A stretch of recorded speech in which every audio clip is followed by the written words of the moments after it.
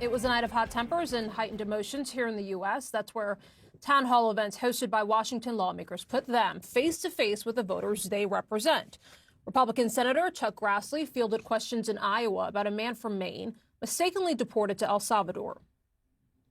Are you going to bring that guy back from El Salvador? Yeah. Are you? Yeah. Why not? Well, because that's not a power of Congress. The Supreme Court said to bring him back. We would like to know what you, as the people, the Congress, who are supposed to rein in this dictator, what are you going to do about it? These people have been sentenced to life imprisonment in a foreign country with no due process. Our government cannot do anything. Now, Grassley is known for visiting all 99 counties in Iowa every year and says that his office has received more emails so far in 2025 than all of last year. Voters questioned his support of President Donald Trump and apparently weren't happy with the response. If you're proud of voting for Trump and what he's doing in office, are you proud of everything he's doing right now? There's no president that I've agreed with 100%. I didn't say that. Meanwhile, in Georgia, a town hall hosted by Republican Representative Marjorie Taylor Greene turned violent after an altercation between a police officer and an attendee. Here's what CNN's crew saw.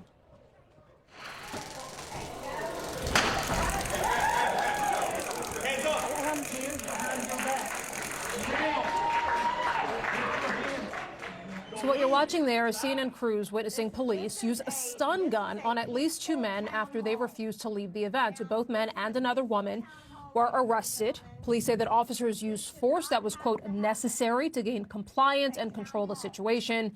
At least 11 more town halls are set to happen across the country tonight. Reed Binion now has more details on what lawmakers hope to accomplish on Tuesday. Tempers flared as Washington lawmakers faced constituents at town halls on Tuesday. Republican Congresswoman Marjorie Taylor Greene was interrupted several times by protesters at her town hall in Georgia, with police forcibly removing people from the event, arresting 3 individuals and using stun guns in 2 instances. Greene dismissed the interruptions and moved on. Thank you to our great police officers. She displayed some critical constituent questions about the Trump administration on a projector, reading them out loud, and responding in at least one case by pushing back. Unfortunately, you're being brainwashed by the news that you're watching. A lot of Democrats pride themselves on being educated, and I suggest they educate themselves better. In Iowa, Republican Senator Chuck Grassley took a different tack, mostly listening to concerns about the Trump administration. I'm trying to recapture the constitutional authority of Article 1, Section 8, one of the 18 powers of Congress. Democrats also faced pressure from constituents Tuesday, listening to criticism that they're not fighting hard enough to combat Trump and Republicans. I hear the criticism that we're not doing enough. I'm never going to lie to somebody as a politician. I can't do things in the minority that I think people wish I could do. So I'm doing what I can do. I'm Reed Binion reporting. Town halls gone wild, complete with scrums and stun guns.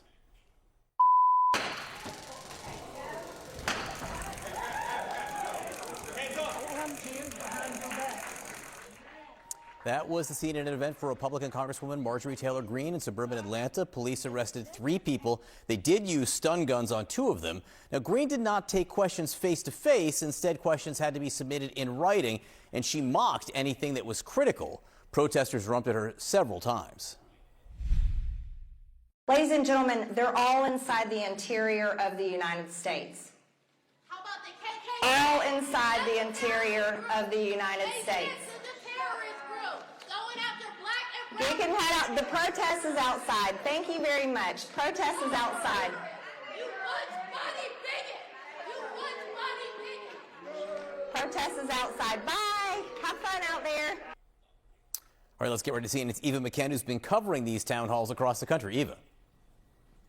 John, it was true to form for the far-right ally of President Trump as she sparred with her own constituents. She pushed back on tough questions, accused Georgians of being brainwashed. Now, it was clear Greene relished this. Republican leadership has advised against holding these types of town halls to avoid these episodes. But what we saw last night was Greene very much looking for a fight. Listen to how she responded to a constituent concern about cuts to the federal government. Doge gutting our government with a chainsaw approach and the utter destruction and ignoring of our Constitution and rule of law. He is not well physically or mentally. Poor Christina. Poor Christina. Well, I'm sure, Christina, you think that you're pretty smart. But the reality is you are being completely brainwashed by whatever source of news you listen to. So you could see the Congresswoman reading there because she decided to do it that way and not actually answer questions in real time. Now, in at least 2 instances, our crew on the ground witnessed officers using stun guns after scrums with male attendees as they tried to remove them from the building. Meanwhile, a town hall with Iowa Senator Chuck Grassley also got testy yesterday. His constituents thanked him for being there and not hiding from them, but they raised concerns about immigrants being rounded up and railroaded in this moment and potential cuts to vital services for veterans. John?